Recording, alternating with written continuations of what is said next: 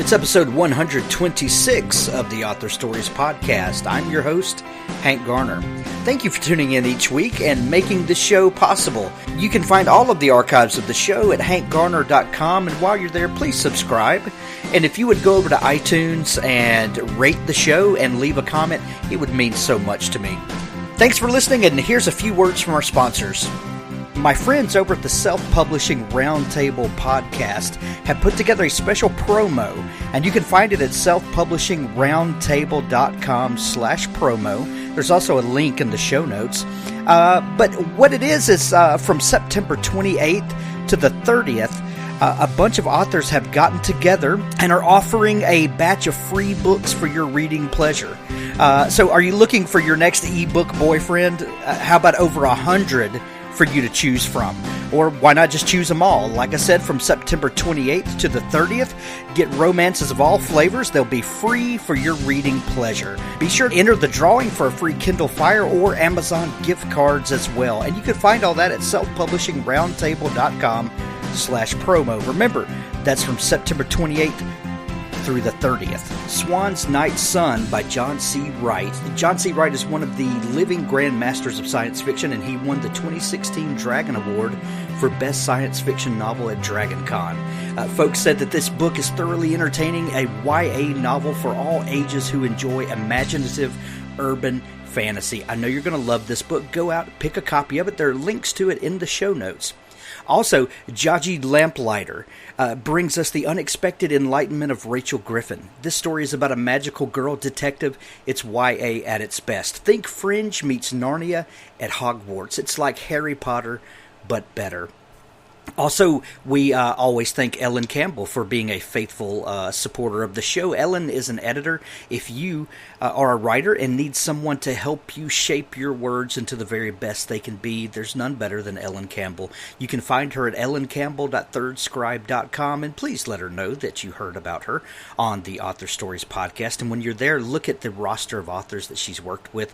All of the authors on this show that you're listening to today have been edited by the one and only Ellen Campbell. That's ellencampbell.thirdscribe.com. And then Dave Freer brings us two books this week that he would like to bring to your attention. Tom is a lighthearted and gently satirical fantasy that tells the story of a cat that is turned into a human. It takes all the typical fantasy tropes and turns it on its head. You're going to love this book. It's hilarious. It's lighthearted, and it's really great, entertaining reading. Also, Changeling's Island by Dave Freer, shortlisted this year for the Dragon Award for Best Fantasy, along with Larry Correia and Jim Butcher, and Best YA Book. It's a coming-of-age story full of magic, mystery, creatures of all sorts. It's Changeling's Island by Dave Freer. And then adding this week is B. Brumley with Woe for a Fairy, the first book in the Keepers of New York series. It's a very poetic take on the fairy world.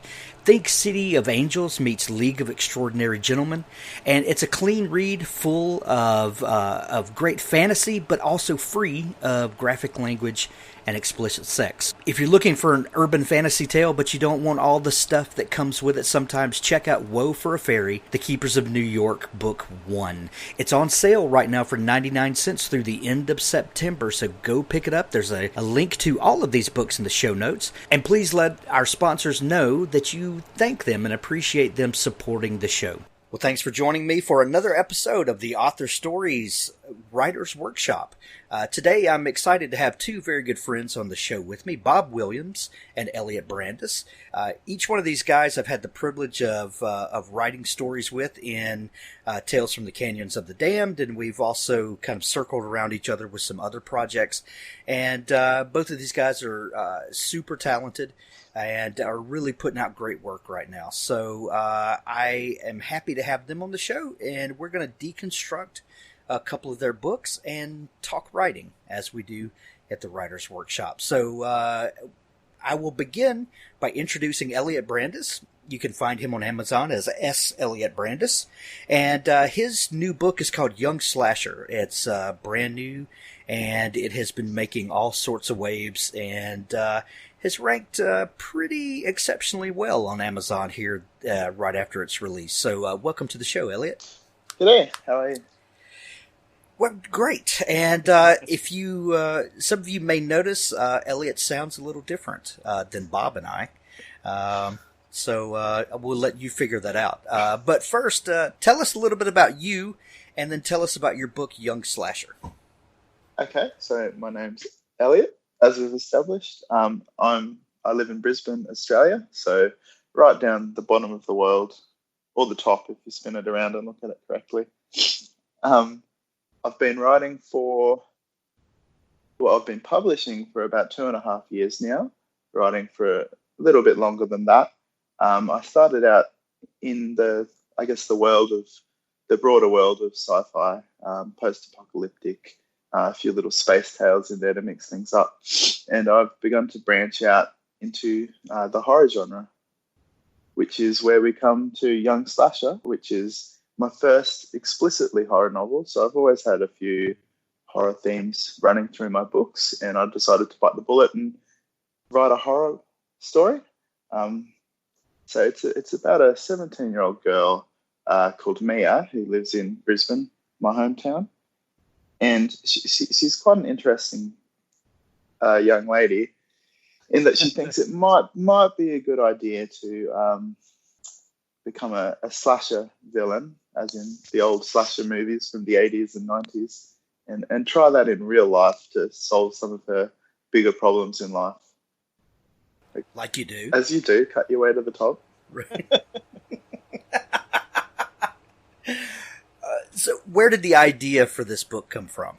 Well, I've started watching a lot of horror movies over the last few years, and it sort of ramped up and up and up. And one of the things that often pops up is that they're quite self-aware of the genre and the genre tropes, and they can kind of joke around within their own rules of their universe. So right. I was thinking about different ideas. I didn't want to write a straight slasher novel. I didn't want to follow all the rules of, the 80s slasher movies like Friday the 13th. And I'm a big fan of a comic book called Kick-Ass, which is essentially the idea where he decides that, why are there no superheroes in real life? Why doesn't someone just go out there, dress up in a uniform and do that? And so the characters in my books, Mia and Casey, are both enamored with the comic book culture and horror movies. And they get this idea. It starts out as a joke that, why is there not a slasher villain in real life? Why does no one do that?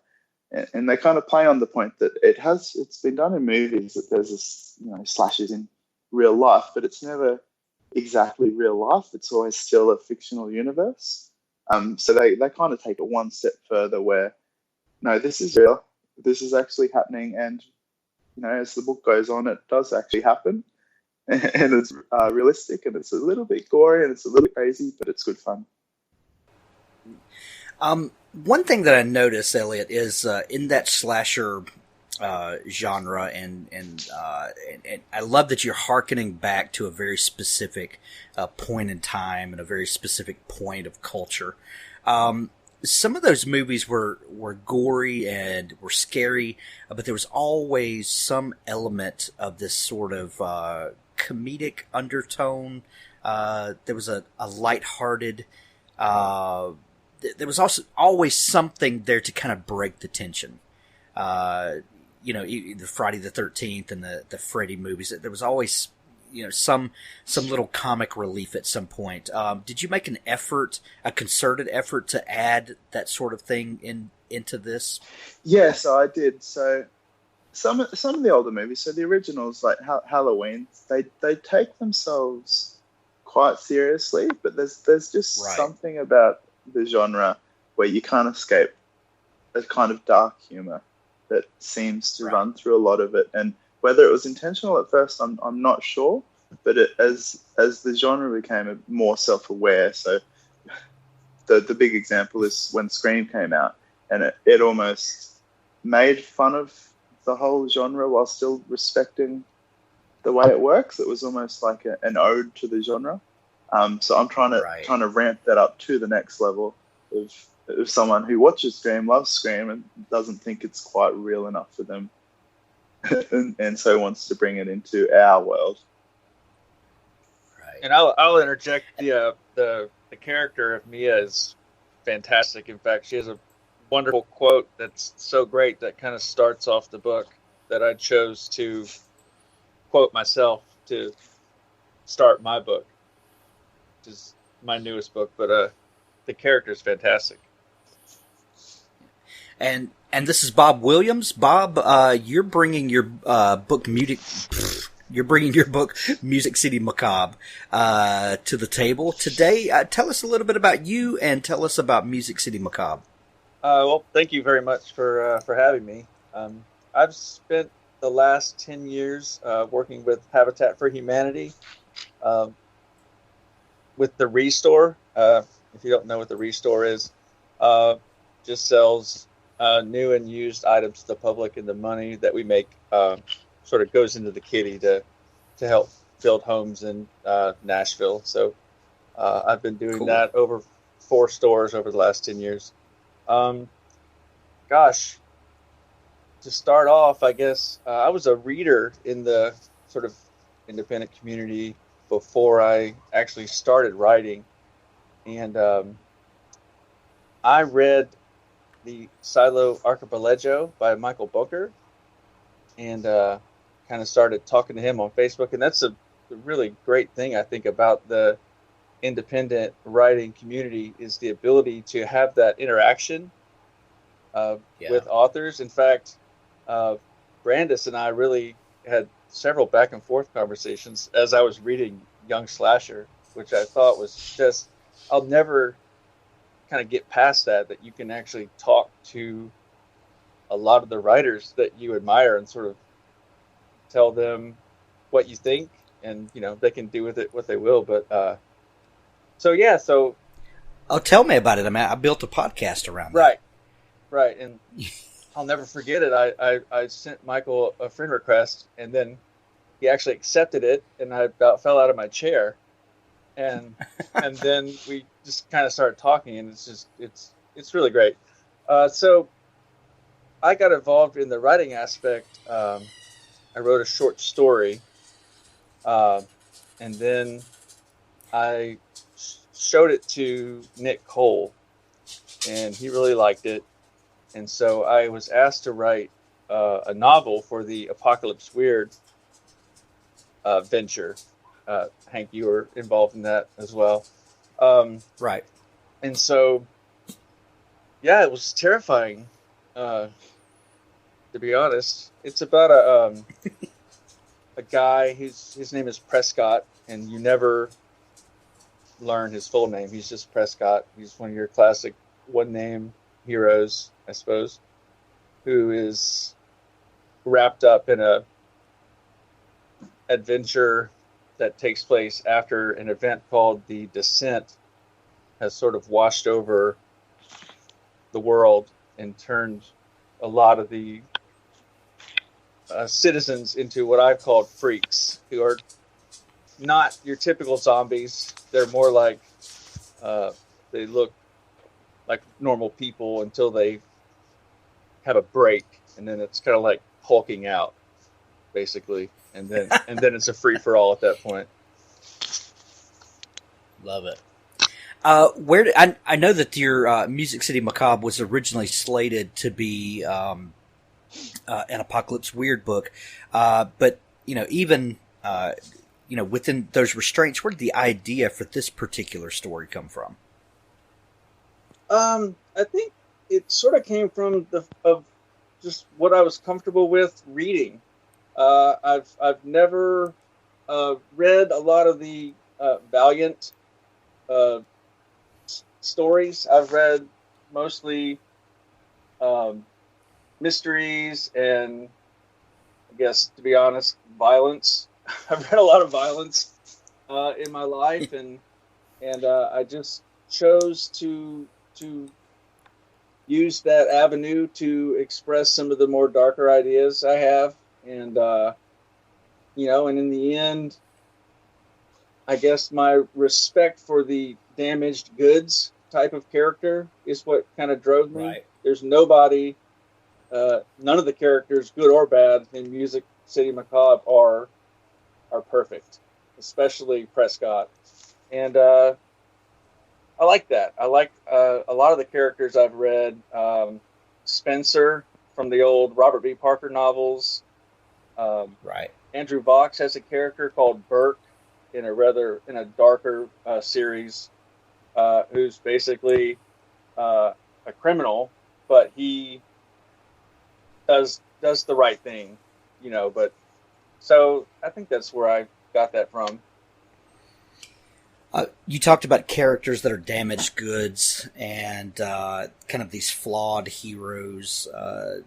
I like to write those kind of people too. People that are haunted by demons and that are always, wrestling with something or, trying to break through to that next level to find some sort of peace and happiness in their life. But one thing that I also like to explore is the idea that no character is beyond redemption in some form or fashion.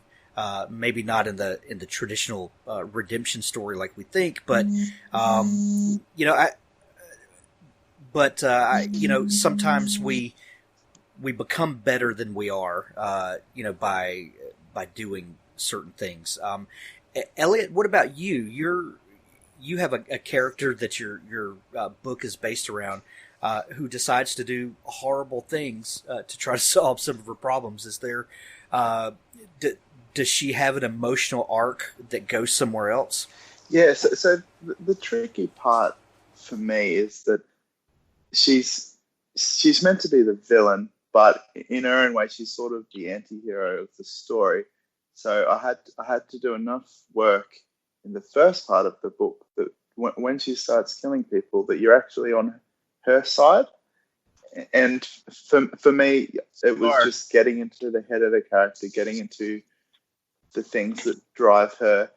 And part of the humor is the fact that she's a deeply flawed character, but she doesn't, she's a 17-year-old. She doesn't quite understand her flaws explicitly. So she's quite cocky, she's quite arrogant, and she doesn't really understand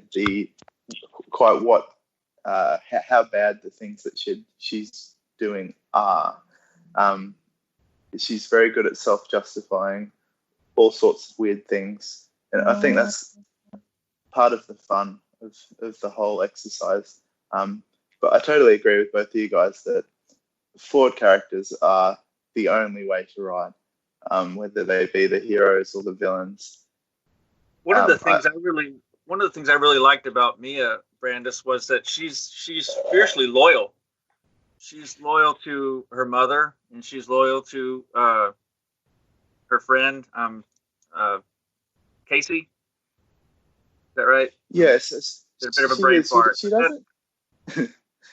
doesn't do, she does a lot of the things that a character, what a character you could respect would do. She just chooses to go about them in very strange and unusual ways.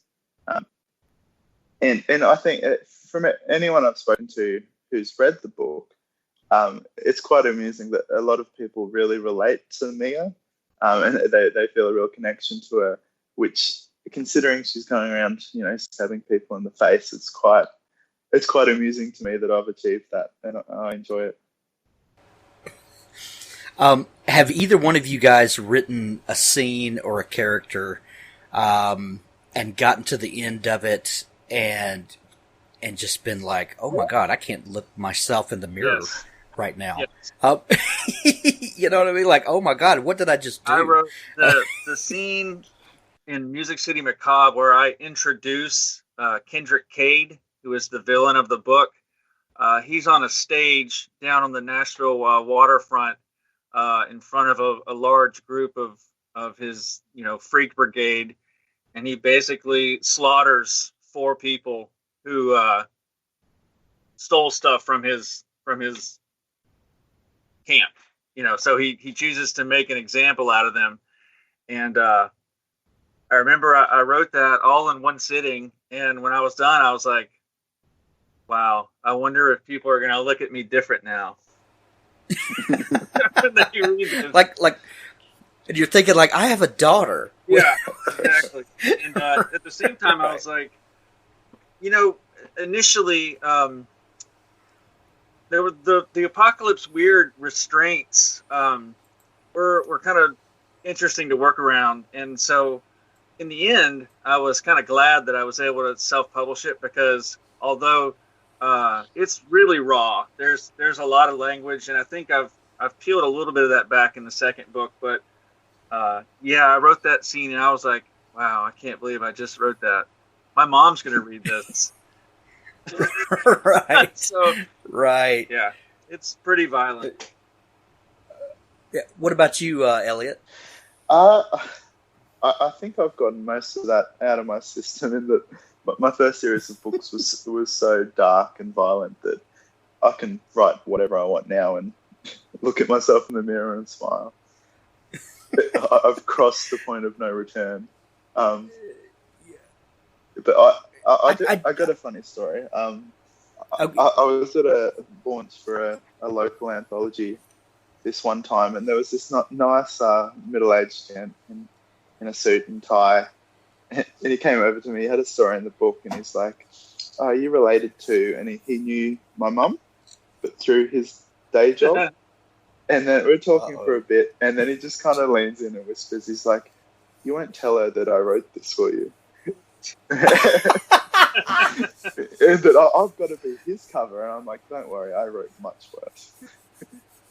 So I think most writers feel like they're daylighting, that if their bosses and the people around them read their work, that maybe they'd look at them a little bit different. Yeah.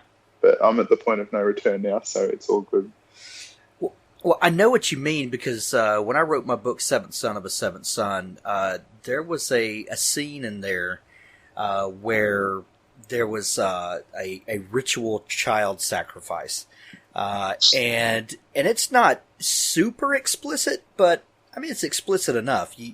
You know what's going on, and there's blood and there's stuff. But I think that the thing that disturbed me the most about that scene was this was done in an ancient temple, and there was a crowd of people around, and they were all just cheering it on and just kind of eating it up, and then worked themselves into a frenzy as they watched this horrible act going on in front of everybody.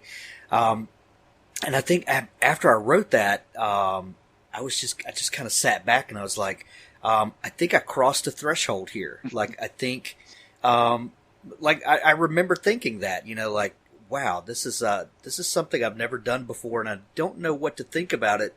But I know that my writing is better because of it. And it was a real serious thing, that, I don't know what happens, but when you attempt things that you have never done before, or you push your own restraints, something changes, something happens, and I think you're able to take your writing to another level. Yeah, I sent my section that we were just discussing, the Kendrick Cade scene, to kind of an individual who reviewed books, and this is before I published, and I sent her this section, and I said, will you read this? I'm just curious about your opinion. And she wrote me back like the next day and said, "I don't want to read anything you write." Alrighty then. So I said, okay, all right, well, I'm still going to go forward with it. I'll tell you, one thing that's been very rewarding for me, though, in the writing process is, no matter how dark or aggressive the language is, my mom and dad have been very supportive of me, which is interesting because my dad is a retired Episcopal priest, and my mom's father was a bishop, so they were an Episcopal bishop, so they were both not raised with the kind of aggression that they see in my writing, but it's nice to get that support, No doubt. My family's been hugely supportive of what I do, and without them, I I know I wouldn't be at the point where I am now. So having a support system is infinitely important to a writer. I'm glad you brought that up, Bob. What about you, Elliot? Do you get support from family and friends that have bolstered your writing? So I dedicate each book I write to my partner Jacqueline, and just because she's the one that encourages me to do this, and she reads my books and she looks at me and shakes her head and says, "I can't believe that this is coming out of your brain." And she puts up with all the kind of quirks of the writing life. So I tend to wake up ridiculously early so I can write before the sun comes up, which I'm sure is not fun being woken up at 5 a.m. every morning, but she puts up with me. And I think it definitely helps. Do you wake up at 5 o'clock every morning and write? Every weekday I do. Yeah.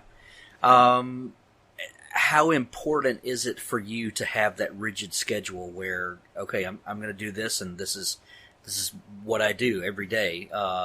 First off, how important is that to you? And two, how hard was that to get established? It's definitely important because I think it's the only way that I'd actually get anything done.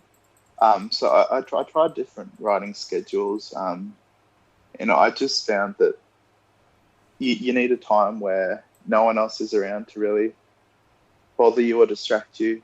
You need a time where you're creative, and I find I'm really creative in the morning.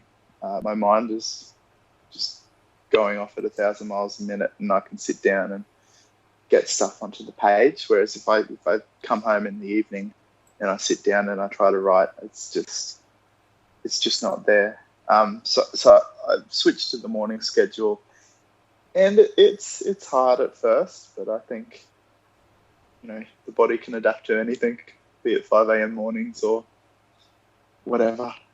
So I found it to be really beneficial, and it's helpful when you see that if you stick to that sort of schedule, that just the word count just kind of stacks up, and then you look back over what you've written and you think, wow, this is good, and I don't know how it's come from my mind, but it has.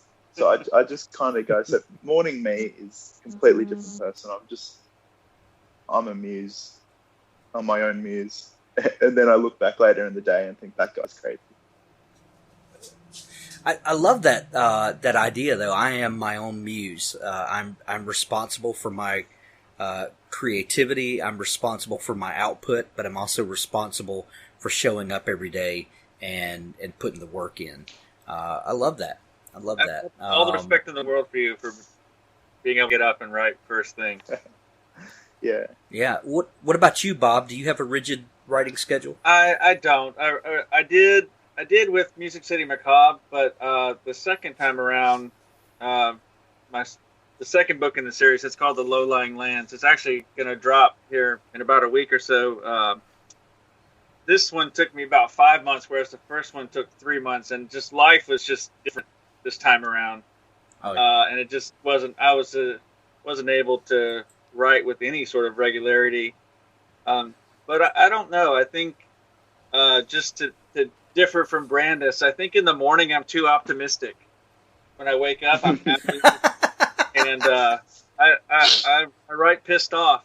So I let the day screw me in as many ways as possible, and then I put it on paper at the end of the day. You need to come to the typewriter beat down by the world a little bit. Come to the laptop pissed off by whatever injustices occurred that day. I'm too happy. That's funny. Elliot, you said that you began writing some sci-fi and kind of post-apocalyptic with some horror kind of undertones.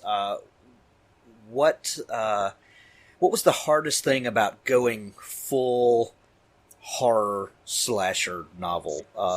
Was there a difference in your creative process? Was it just getting, letting your mind, completely let go and go there? Kind of what was that process for you like in switching gears and going full on horror? I think it was easy more so than hard, in that I've never particularly fit in the sci-fi kind of realm of fiction. I write post-apocalyptic, but I wouldn't really call my post-apocalyptic novels sci-fi, even though that's kind of where it sits as a genre. So it's always been this kind of black swan in the genre. Well, it's this weird thing that most post-apocalyptic has very little to do with science fiction, but they all get kind of stuffed in there. I don't see that either. It's like its own genre. I don't see a science fiction tie-in.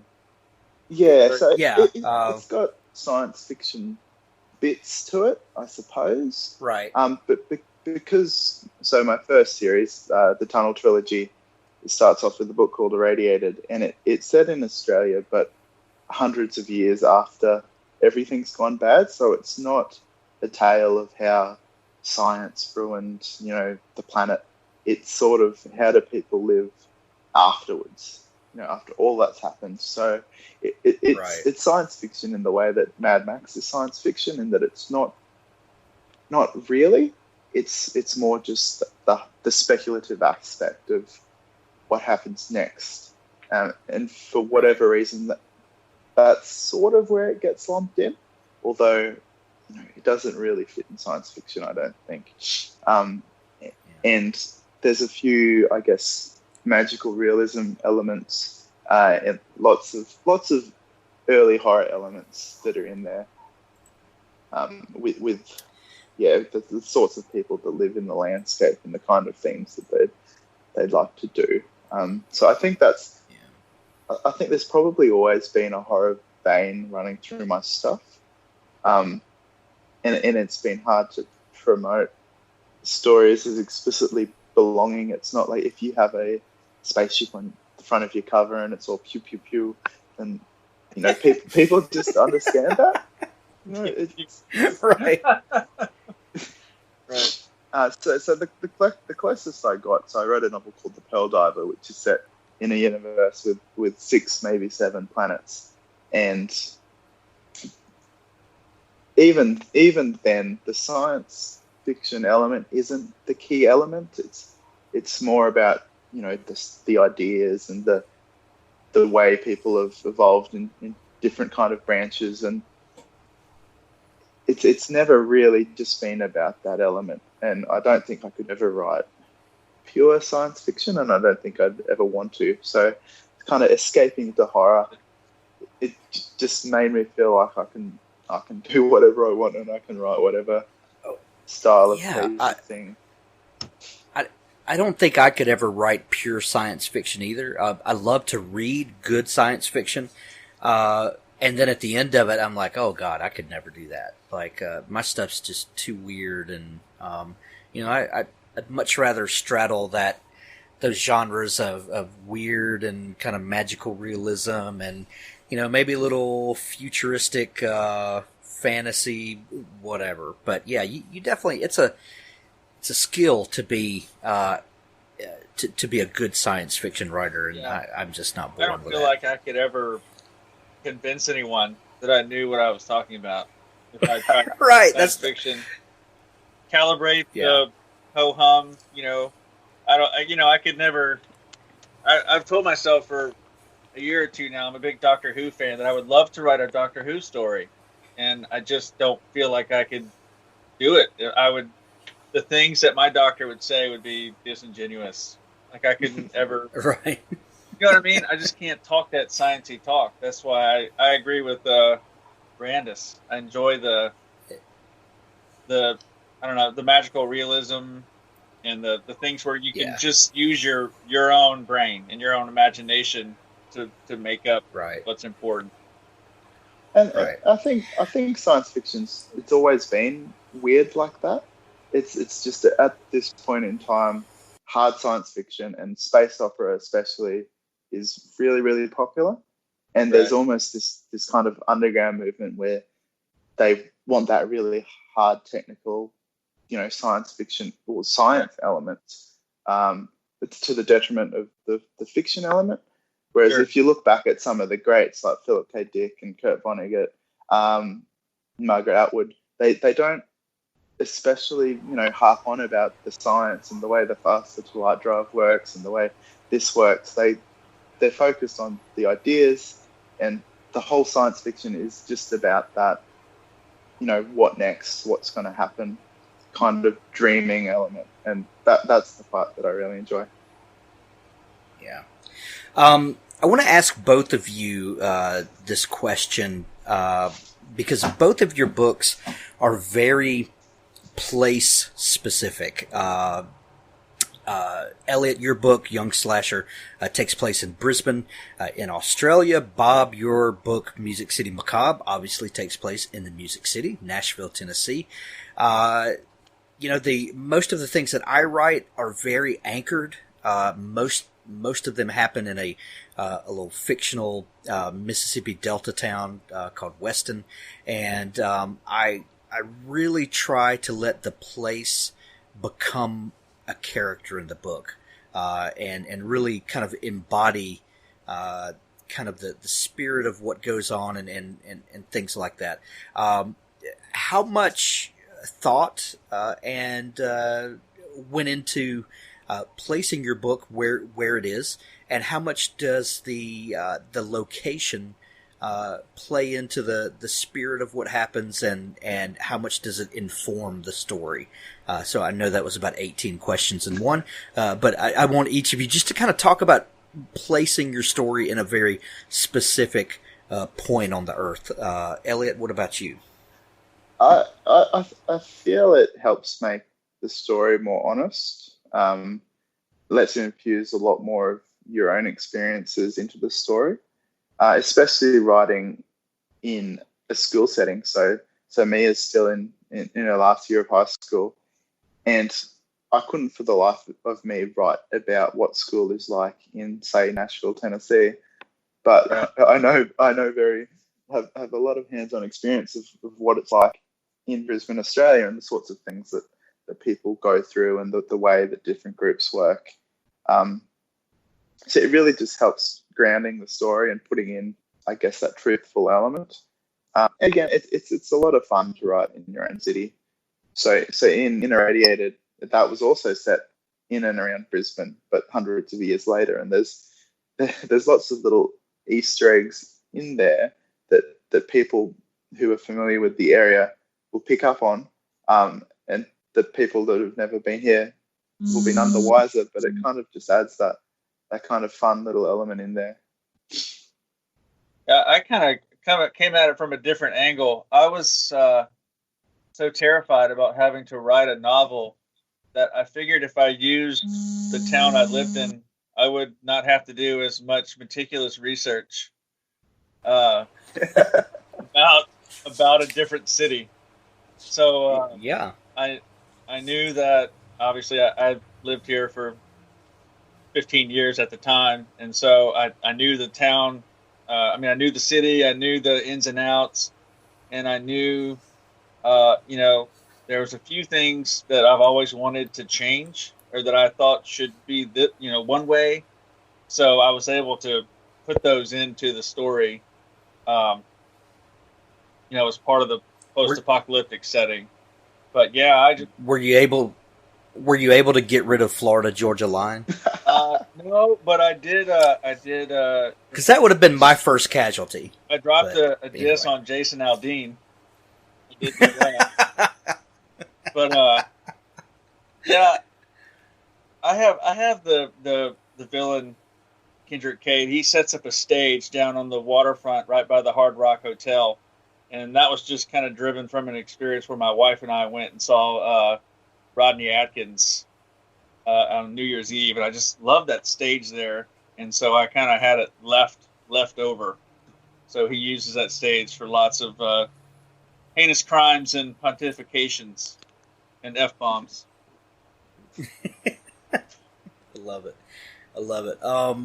Yeah, I know what you mean about it's just easier to write from what you know, right? And to incorporate familiar settings and things like that. Like I'm a big Anglophile. I love all things about England, and but I'm not going to write a story set there, even though I may, know more and be more familiar with a lot of things than some people. I just don't feel equipped to do that. Elliot, I know that you love a lot of things about America. You follow some American baseball and a lot of American music. Do you ever feel compelled to set a story in America? So I have written stories in America before. So I've got what I call a post-apocalyptic Western story called Once Upon a Time at the End of the World. And it's set in, I guess, the ruins of America.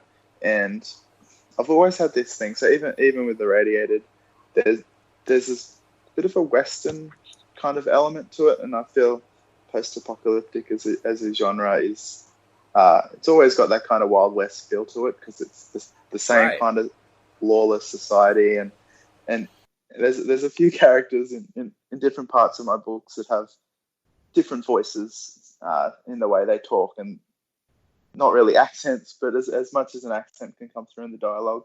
But whether, it's a bit easier if you're doing a post-apocalyptic one and you've got an Australian character and then you've got these American characters, and you're following the rules of, I guess, Westerns. So it's not, if I was to write a current day story in America, I don't know how well I'd do. But if I'm writing, Right. A Western story, then, I've seen enough Westerns to know how to make it a Western story. And it's almost like the old spaghetti Westerns are written, recorded, and filmed in Italy. And a lot of the characters are not native English speakers. So it's that kind of outsider looking in makes it, I don't know, like a unique fictional version of an area.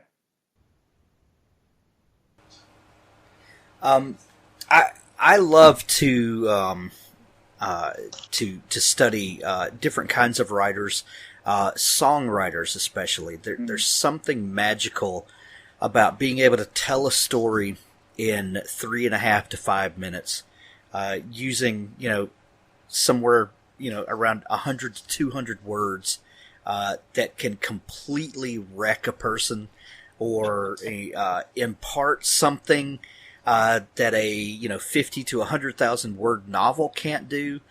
There's just something, I don't know. There's something otherworldly about it when it's done right and all of the things work together. Do the two of you ever use other?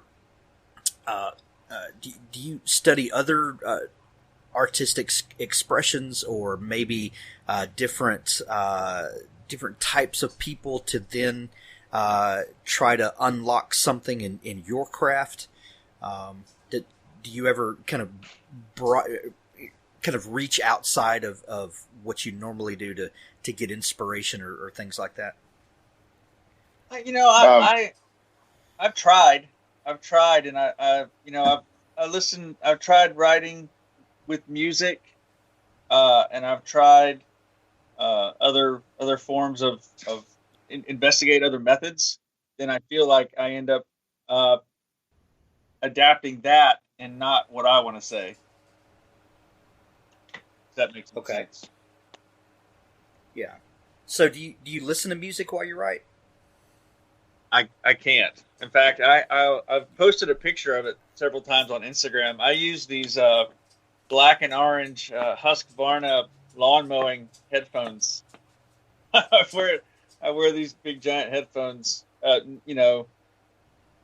that I can't hear anything but my own thoughts. Wow, that would drive me crazy, because I don't like what I think a lot of times. That would. Well, that's I can piggyback off that comment, Hank, to go back to a question you asked Brandis earlier about that the vein that you have inside of you, your horror vein, or whatever the question was. Right. And I think right. I've kind of been thinking about that since you asked that, and I think what my biggest fear was is that I have had these thoughts, and I think what what scares me the most about writing is that it's deeply personal. The thoughts that you have inside, and even though you're sort of converting those thoughts to characters, I've written some pretty dark things. So basically, what I'm saying is here's a story, but I have these thoughts. I have these dark thoughts inside of me, and I think that can be troubling sometimes when you write dark material. Right. Or did I go off topic? I don't know. This is fine. It's fine. What about you, Elliot? I've always loved music. Just about the first stuff I ever started writing was concert reviews and album reviews on a couple of different websites that probably don't exist anymore. And I know you're a fan of country music, and I am myself. And I tend to gravitate towards those genres where they are telling a story. And right. you do kind of get a slice of life in 3.5 minutes. And I think a lot of popular music these days, you kind of lose that. It's either kind of abstract kind of concept. So a lot of indie music, it's they could be saying anything, and then you've got all your pop music where it's what they're saying, but it's about 2 or 3 things. Right. It's about going to the club. Guns, women, liquor. Yeah. Right. And so I'm a fan of country music. I'm a fan of punk music. I'm a fan of, I guess, underground hip hop, where it's a lot more about the storytelling than the big beats and the big booty. Right. Yeah. So I tend to use music a lot. And in Young Slasher, and Bob can attest to this, there's a big punk rock theme running through the whole novel. There's a heavy musical element to the whole story. Yeah, and to the point where her friend compiles a slasher playlist for her, full of punk and post-punk and hardcore music that she listens to while she's going about her kills, and she tries to sync up the different songs with the way she's feeling and the things she wants to achieve. It just adds another element to it, and the fact that they're all real songs, and that playlist that she listens to throughout the novel is actually a real playlist that's created, and you can look it up on Spotify and you can listen to it, which kind of adds to is this real life or is it fantasy element of the whole thing. So I'll put a link to that playlist in the show notes. Sweet. That'll be fun. That'll be fun. Yes, so that was really fun. I've written other music stuff before, so I've got a short story in an anthology called No Way Home, which is about a guy exploring a new planet with no way home, and it's called People Are Crazy. After there's a kind of cheesy Billy Carrington song called People Are Crazy, and it's kind of this way that he reflects back on the life that he's left behind and the things it ties him to and the different connections of people that he no longer has contact with. And I think it's just a fun vehicle, and that you can pack so much emotion and create all your own connections to different slices of music that it really is kind of like a medium like none other. And it's tricky because movies and horror movies especially can use music and their soundtrack really, really well. But when we're writing, you only hear what the reader's hearing in their own head. So it's almost a challenge to do a soundtrack to a book. And it's good fun. It's funny. I didn't even think about it because we're talking about Music City Macabre, but in the new book that's about to come out, Arch City Apocalypse, Prescott is going through sort of an old house that's long since been deserted, and he just sort of blindly grabs a group of CDs and gets out of the house before the freaks get him. And him and the characters in the book sort of go through the CDs and have a conversation about it, and they play those CDs throughout the book, and it's just basically 10 of my favorite CDs that show a wide variety, from Andrew Lloyd Webber to the Blues Brothers to a favorite band of mine called Roger Clyne and the Peacemakers.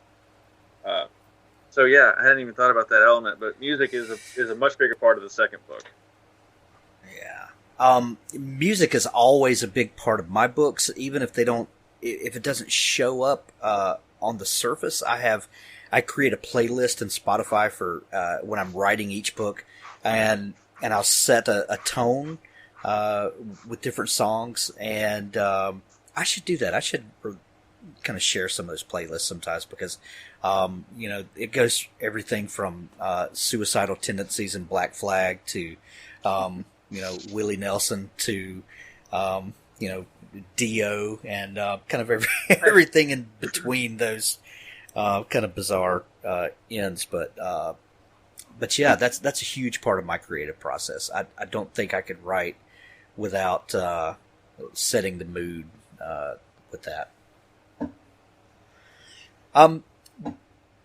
What about writing dialogue? Both of you guys write really clever and witty dialogue.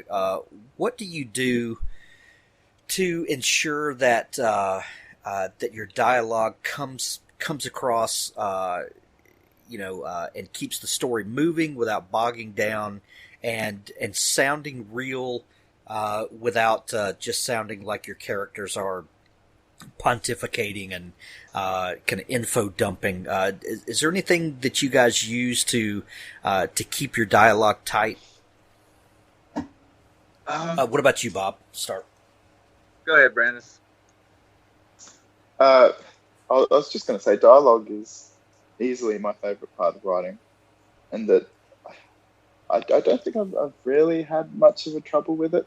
If I'm writing long passages without dialogue, then I have to stop myself from getting bogged down. But dialogue's just so much fun, man. It's snappy, and you can be witty, and there's the back and forths, and yeah, I think dialogue goes a long way towards establishing your characters. I think Prescott does a lot of pop culture quotes when he's sort of, how he reacts when he's afraid is to act confident, and by doing that he spouts off silly movie lines. Like in Art City Apocalypse, he quotes Tombstone a lot, just because it's just like a fear mechanism, is to sound confident when he's really scared. And it's really the best way that you have to show the personalities of your characters. Right. So if you're writing third person, then it's essentially the only way.